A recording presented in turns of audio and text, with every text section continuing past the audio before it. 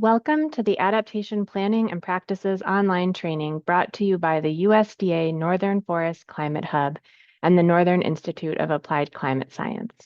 This is step 4, identifying adaptation strategies, approaches, and tactics. This video is part of a training series that introduces each step of the Adaptation Workbook process, a decision support tool designed to assist with integration of climate considerations into natural resources planning. The Adaptation Workbook is a resource created and supported by the Northern Institute of Applied Climate Science.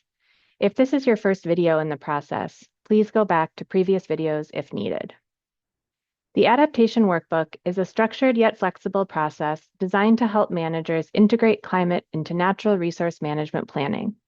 It breaks the planning process down into bite-sized pieces that allow managers to define what their management goals are, assess the climate impacts most relevant for their project area, evaluate what those impacts mean for achieving their goals, and then use menus of adaptation strategies and approaches to identify what actions they can take to minimize climate risks.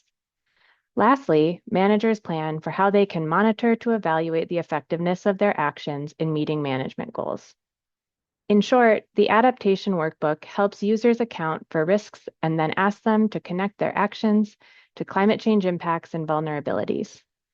This process provides opportunities to document and critically evaluate your thoughts along the way. It creates a strong record of the unique story of how you're considering climate change risk in your project and the rationale for your planned responses. Previously, we have defined our management goals and objectives in step 1, identified local climate change impacts and how they will be exacerbated or mitigated by the particulars of our site in step 2, and assessed how these impacts may or may not change the feasibility of our original goals, adjusting them as necessary in step 3. Now, in step 4, we will identify appropriate climate adaptation approaches and tactics that can help us respond to the challenges and local site vulnerabilities that climate change presents. New or modified management practices may be needed to address the challenges to ecosystem management brought about by climate change. In this step, you will identify and evaluate how specific actions could help prepare for changing conditions, given the challenges and opportunities you identified in step 3. In doing this, you will generate a custom set of adaptation tactics, prescriptive actions specifically designed for your project area or property and your unique project objectives.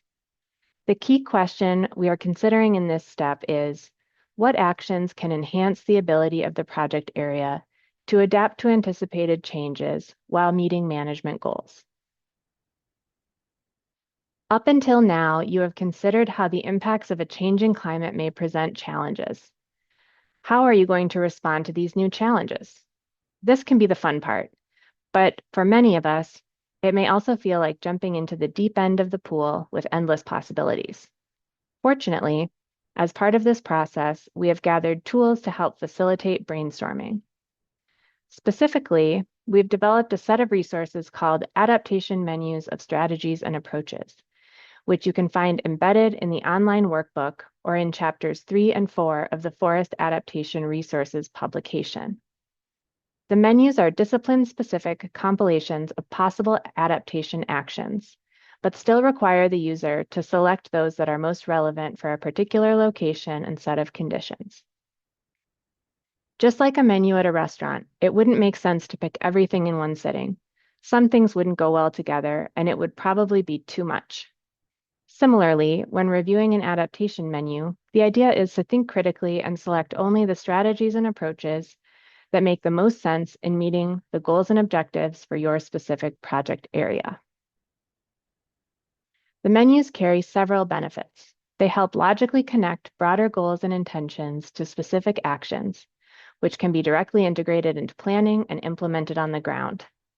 They also provide a structured framework and clear language with which to communicate your plans and promote creative thinking by providing a starting point for new ideas. When working through step 4 and the menus, it can be useful to think of all the available actions you might take to respond to climate challenges on a spectrum of resistance, resilience, and transition. Sometimes it may make sense to resist the impacts of climate change and maintain current conditions for as long as you're able. On the other end of the spectrum, the impacts expected due to a changing climate may be significant enough that you find it advisable to anticipate those challenges and facilitate a transition at your site by implementing actions that intentionally shift its character or composition while still maintaining functions that are key to achieving your goals. Between and to some degree overlapping with these concepts is the idea of promoting resilience. Resilience actions are designed to accommodate some degree of change to enhance your site's overall ability to cope with disturbance without changing it fundamentally. As you explore the adaptation menus, consider the full spectrum of ideas by thinking about some strategies and approaches that help to reduce impacts and maintain current conditions, and others that are forward-looking and require intentional facilitation of change. To keep this video shorter in length, we will direct you to an adaptation options explainer video that goes into greater detail on each of these ideas.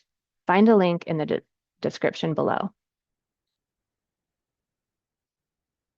When reviewing the menus, be aware that they present ideas in an explicit hierarchy, narrowing from the conceptual options of resistance, resilience, and transition to strategies that are broadly applicable and nested approaches that are more site or discipline specific.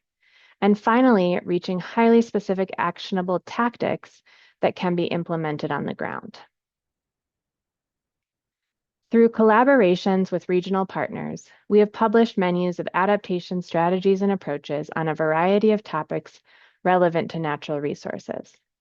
Each menu is tested through workshops with land managers and described in a peer-reviewed publication.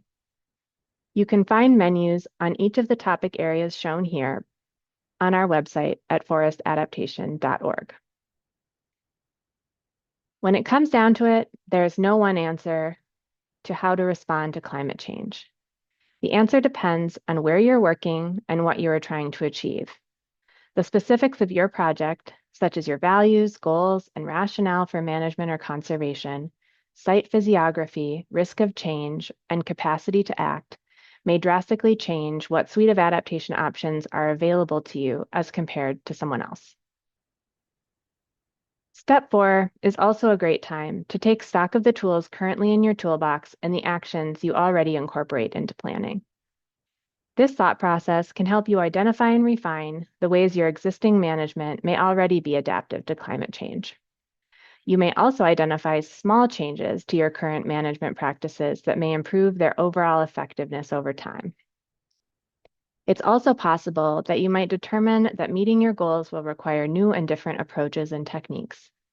Even if new ideas seem quite radical compared to business as usual, it's important to be open to all of them as you brainstorm.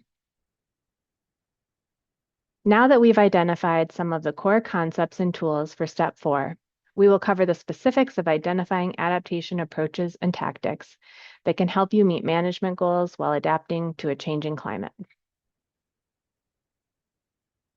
Once you have selected a menu or two that is appropriate for your project, you can identify an overall strategy that corresponds to one of your objectives, and then an approach within that strategy that helps address an important challenge.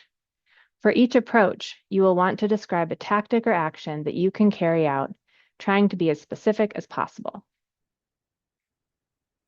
For example, you might be thinking about approach 2.1 from the forest menu, maintaining or improving the ability of your forest to resist pests and pathogens.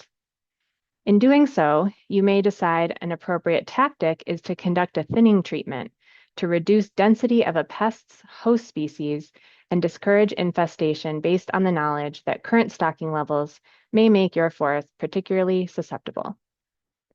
You would then identify a time frame for this treatment, say within the next 2 years, and specify a target density informed by research and experience.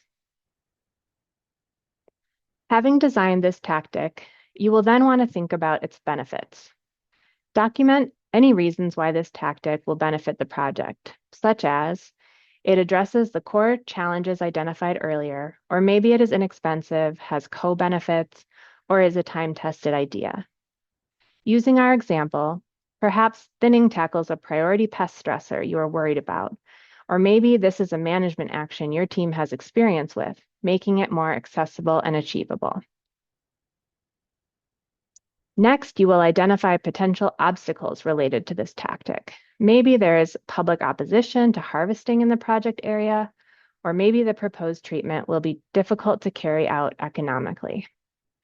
Remember not to limit yourself right at the beginning. Be expansive in your thinking and document everything that might make sense. In the next section, you will use this thinking to weigh the benefits and drawbacks of the tactic. Once you've identified both pros and cons, consider if the tactic is practicable. Is it both effective and feasible? Does it have a good chance of accomplishing your stated goals? And does it seem likely you could really pull it off? If both answers are yes, include this tactic in your plan. This is a planning exercise, and it's important to document the benefits and drawbacks of all of your ideas and then compare options before determining how best to proceed. Your documentation provides insight into your thought process, shows your intentionality, and provides opportunities for transparency when working with partners. What you write down is a record of your thinking that may be useful now or even 30 years from now when someone else looks at your work. Now, we are going to look at a real-world example and how this project used the Adaptation Workbook process. The Crosby Farm Regional Park is one of the sites of the Adaptive Silviculture for Climate Change, or ASK network, which is a national collaborative effort to establish and monitor experimental forest treatments designed for climate adaptation. Located minutes from downtown St. Paul, Minnesota, this project includes a diverse set of collaborators, stakeholders, and management goals. Managers took great care in step 1 to define their goals and objectives for forest structure, habitat, and recreation in a way that fit their experimental needs and was tailored to the site conditions as well as the local community. The project was intentionally co-designed from the outset with participation from municipal, state, federal, and academic partners, as well as local community members and Indigenous organizations. The park's popularity among visitors makes it a prime location for education, and managers were fortunate to partner with an Indigenous artist to create interpretive signage about the tree species present at the park, sharing the names and significance of the species to Dakota and Ojibwe cultures. In step 2, they identified key climate change impacts and assessed which of those impacts were most likely to affect the specific project area. Among those impacts were increased nighttime temperatures and greater variability in precipitation and severity of both flooding and drought events. In step 3, they evaluated the challenges and opportunities for their plan management and reassessed their original goals for feasibility. Among those challenges were the modeled loss of suitable habitat for some of the trees currently found in the park and the threat of emerald ash borer. However, other trees present at the park were likely to see increased habitat, and even some species from outside of the area were projected to do well in future conditions, increasing the opportunities for potential plantings. Arriving at step 4, they identified overarching approaches from adaptation menus that applied to the specific objectives they established in step 1. Within each approach, they identified specific actionable tactics that could be deployed at the project site to achieve measurable outcomes. To preview step 5, which we will cover in the following module, managers at Crosby Farm were able to develop a robust monitoring plan to evaluate if and how these tactics have been successful in achieving their desired conditions for adaptation. That concludes step 4 of the Adaptation Workbook for the Adaptation Planning and Practices training. Please reach out to us with questions or for more information. Thank you.